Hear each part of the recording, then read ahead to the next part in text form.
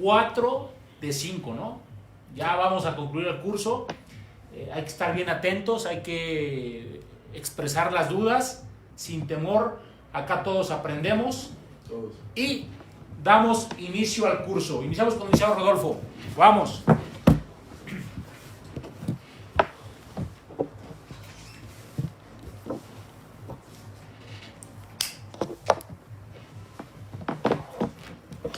La audiencia intermedia es una audiencia que dentro de sus finalidades es que el juez pueda depurar muchas cosas que para el juicio oral son importantes.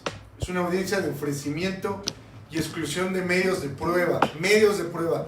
Acuérdense que hay dato de prueba, medio de prueba y prueba 260, 261, 262 del Código Nacional de Procedimientos Penales, aparte registros de los antecedentes de la investigación. Estamos hablando de medios de prueba. Y precisamente dentro de la audiencia intermedia, una de las cosas con las que concluye es con el auto de apertura a juicio oral, que básicamente es una mecánica de desahogo de las pruebas ante el tribunal de enjuiciamiento. Aquí hay que tener mucha atención y mucho cuidado porque un testigo no puede sobrepasar esos lineamientos para lo cual fue ofrecido, para el fin para el que fue ofrecido. Por eso hay que tener en cuenta que cuando se dicta el auto de apertura a juicio oral, tenemos que pedirlo por escrito. Muchas veces el juzgador, el juez de control, de forma genérica, hace referencia al objeto del testigo, pero lo dice de forma muy genérica. Por el contrario, hay jueces que sí son muy específicos y abundan en el fin para el cual se presenta el medio de prueba. Basado en eso, por ejemplo, ¿por qué es importante el auto de apertura a juicio oral? Porque finalmente en un juicio oral, si tú estás haciendo preguntas al testigo de cosas que no son objeto o no fueron determinadas por el juez de control así, con la finalidad de que un testigo declare sobre cierto punto concreto, se puede objetar por la cuestión de la impertinencia. El artículo 334 del Código Nacional de Procedimientos Penales, como lo dije, dice: la etapa intermedia tiene por objeto el ofrecimiento y admisión de los medios de prueba, así como la depuración de los hechos controvertidos que sean materia de juicio.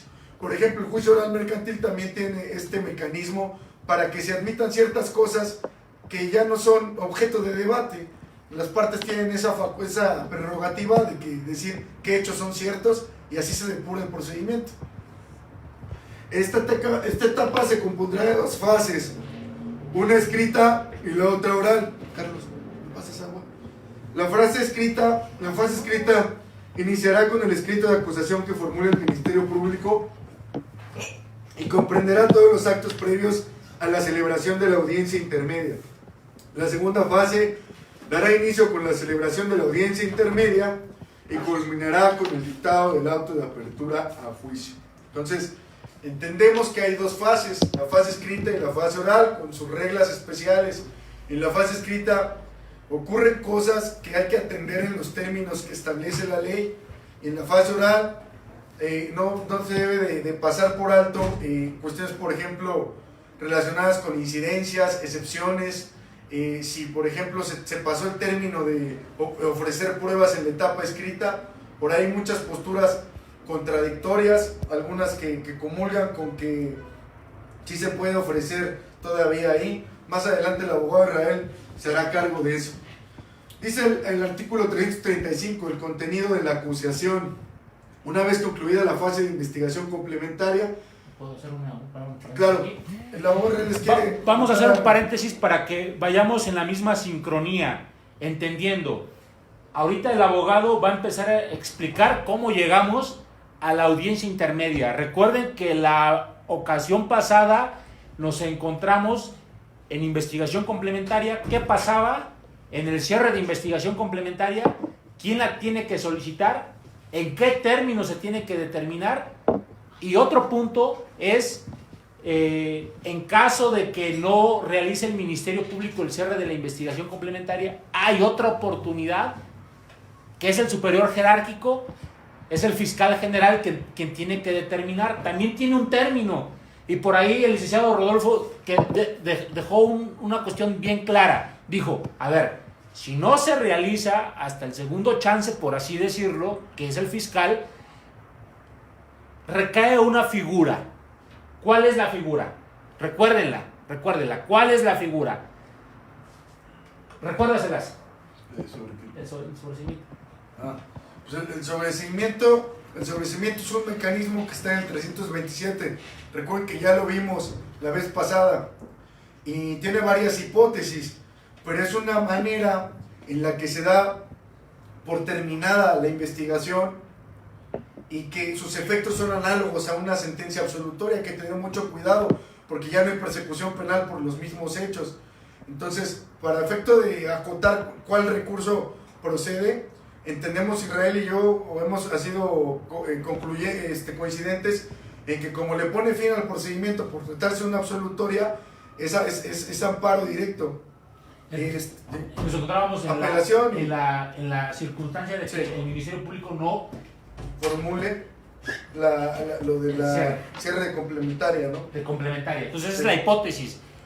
En esta etapa nos hemos dado cuenta que los asuntos están detenidos, que por ejemplo quedó abierto el término de investigación complementaria, y más ahorita, ¿no? Más ahorita con pandemia, muchos de sus asuntos, de los que tengan asuntos o de los que lleguen a sus manos, va a pasar lo siguiente.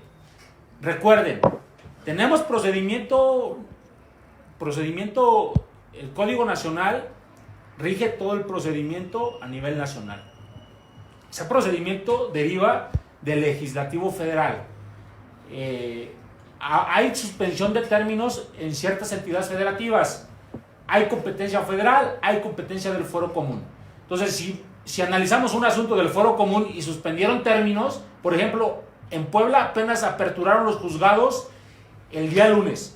Materia penal, materia civil, mercantil, familiar, laborales han estado funcionando. Ciudad de México prolongó. Jalisco igual prolongó.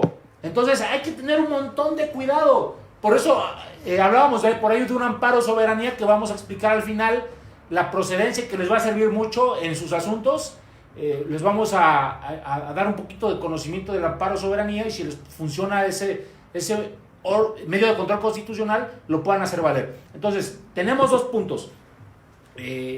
Suspensión de términos, federal, Fuero Común. No son coincidentes. Ahorita les va a pasar mucho que les van a llegar asuntos que no han avanzado, que no han llegado a la audiencia intermedia, que ni siquiera han realizado que no han realizado la investigación de cierre de investigación complementaria, que el órgano jurisdiccional dice no funcionó, que el Ministerio Público, los acuerdos del Consejo de la Judicatura, el Consejo de la Judicatura local y federal no abarca la competencia del Ministerio Público. Recordemos la facultad del Ministerio Público y de dónde deriva. Hay que tener mucho cuidado en estas funciones. El Consejo de la Judicatura Federal estableció ciertos acuerdos, asuntos urgentes, asuntos que se les dará trámite, asuntos que no se les dará trámite. Del fuero común también lo hay, pero yo quiero que ustedes sean muy analíticos. Si les llega un asunto, la investigación complementaria se debió haber solicitado. Vean los términos. Para empezar, con el amparo soberanía les vamos a decir, y les adelanto, que estos consejos de las judicaturas no están facultados para suspender términos.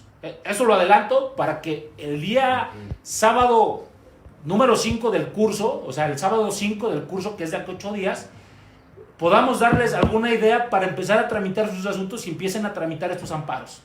Les vamos a regalar por ahí un formato de este amparo soberanía para hacerlo valer, pero quiero que pongan mucha atención.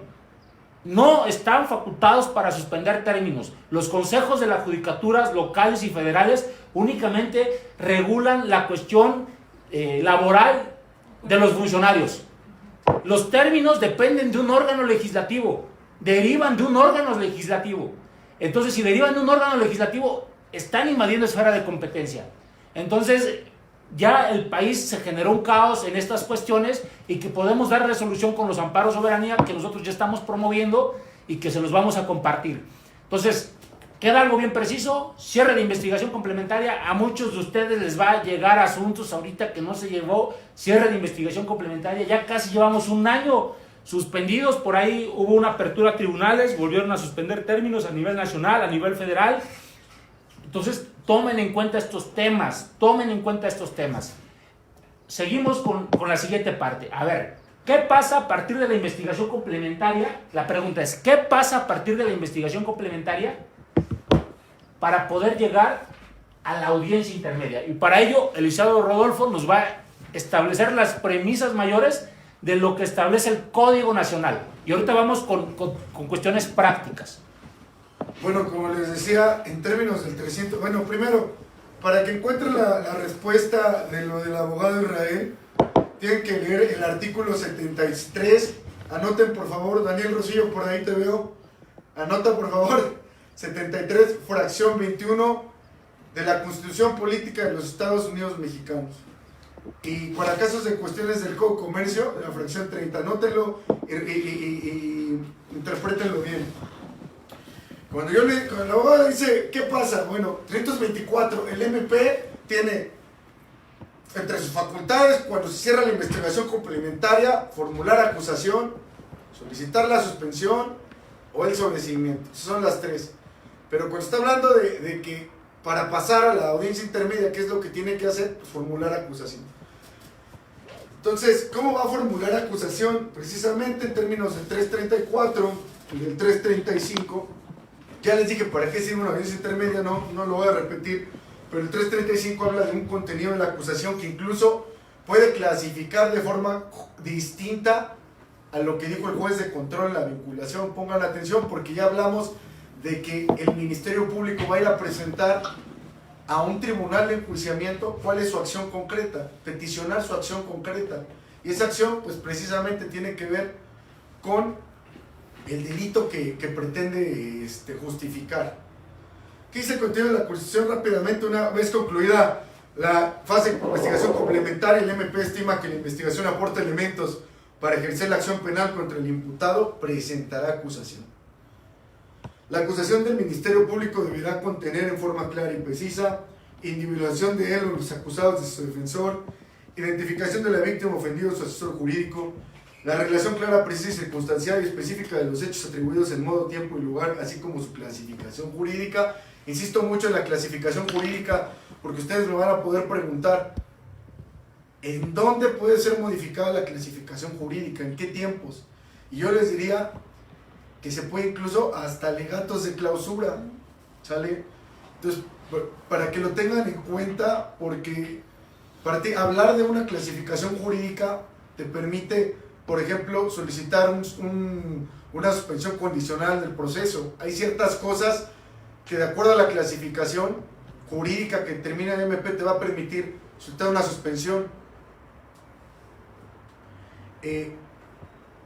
La relación de las modalidades del delito que concurriría en la autoridad o participación concreta que se atribuyan al acusado, la expresión de los preceptos legales aplicables, el señalamiento de los medios de prueba que pretende ofrecer, así como la prueba anticipada que se hubiera desahogado en etapa de investigación, el monto de la reparación de daño y los medios de prueba que ofrece para probarlo, la pena o medida de seguridad cuya aplicación se solicita, incluyendo la correspondiente al concurso de delitos,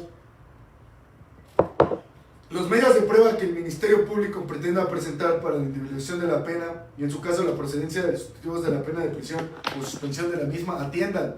Vean con precisión todo lo que va diciendo.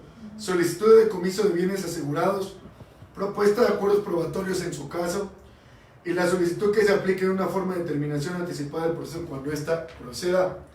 ¿Cuál es una forma de terminación anticipada del proceso? El procedimiento abreviado. ¿Cuáles son las soluciones alternas? La suspensión condicional, el acuerdo reparatorio. Hablar de un procedimiento abreviado es básicamente que acepte que participó en la comisión del hecho y se reduzcan las penas, por eso no vamos a hablar.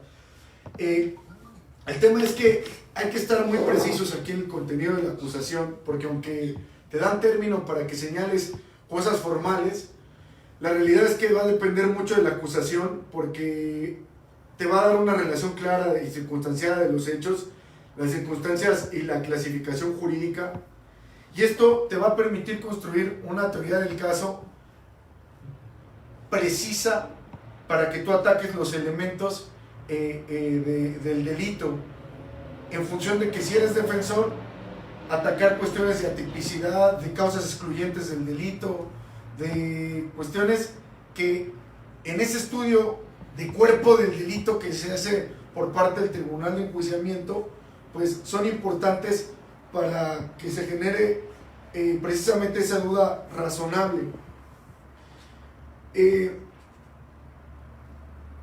Hay una parte donde dice el monto de la reparación de daño y los medios de prueba que ofrece para probarlas. Atención ahí, si eres asesor jurídico, por ejemplo, por ahí hay una teoría que dice que el asesor jurídico no puede suplir las deficiencias del Ministerio Público, pero yo pienso que sí. La Ley General de Víctimas lo dice, el artículo 108, 109, 110, y creo que la función del asesor jurídico sí es para enmendar algunas cosas que le pasan al Ministerio Público, y precisamente muchas veces se confunde que los mismos medios de prueba, que son los medios de prueba para el juicio, son los mismos medios de prueba para la reparación del daño y la indemnización de la pena, pero no es cierto. Es una audiencia la de juicio y otra cosa es la indemnización de la pena y la reparación de daño, y ellos tienen sus medios de prueba específicos, idóneos, útiles, pertinentes, suficientes. Se van a llevar a cabo con las mismas reglas de desahogo, pero hay que atender ahí que si el Ministerio Público, por ejemplo, en un caso de reparación de daño moral, daño psicológico, no ofrece medios de prueba, por ejemplo, psicológicos, una cuestión vinculada con la necesidad de que se le repare el daño producido por una lesión, o en su caso, por que dejó personas por derivado de un accidente, de un siniestro, de un homicidio, dependientes, lo tienes que hacer como asesor jurídico. Precisamente hay que atender mucho a la acusación, porque esto nos va a dar los márgenes y los lineamientos entre los cuales está el que tú tengas la posibilidad de ofrecer medios de prueba. Hay gente que piensa, no sé qué diga aquí Israel y ustedes lo que puedan pensar, pero hay gente que piensa, y es muy respetuoso de su opinión, que si tú no tienes medios de prueba no tienes una teoría del caso. Me ha pasado que muchas veces no ofrezco, y también hay quienes dicen de una estrategia de defensa pasiva. Me ha pasado muchas veces que no ofrezco medios de prueba, o como en la audiencia que le decían a Israel que tenía que en la pasada precisamente, que los datos de prueba no los podían ofrecer, que porque eran datos del Ministerio Público y que estaba afectando el debido proceso. No, si le des el dato de prueba, le hace la referencia a la referencia de un determinado registro dentro de la investigación que se considera útil con fines de cargo. Y a lo mejor desde una interpretación literal dices, no, pues es que el dato de prueba es para cargo, no para descargo. Pero el dato de prueba, de acuerdo a su dimensión de utilidad, de pertinencia, de suficiencia y de idoneidad, puede ser que tú digas, oh, es que el dato de prueba, ¿cómo es posible que quieran dictaminar la responsabilidad de mi imputado con un dictamen que el resultado es negativo del P30, o que el dictamen es negativo en cuanto a sus métodos y conclusiones y lo que dice de que no se encontraron huellas dactilares de mi representado, o que en la inspección ocular no se preservó la escena del hecho, y que el carro imagínense un asunto de robo donde es útil que esté la intención del activo de que se lo quería llevar, y que lo encuentran, la procuraduría ya no está en el lugar de la escena del hecho. Entonces, a diferencia de lo que piensan, yo creo que bajo ese esquema de idoneidad y pertinencia, y me pasó apenas en un procedimiento, deben de atender eso.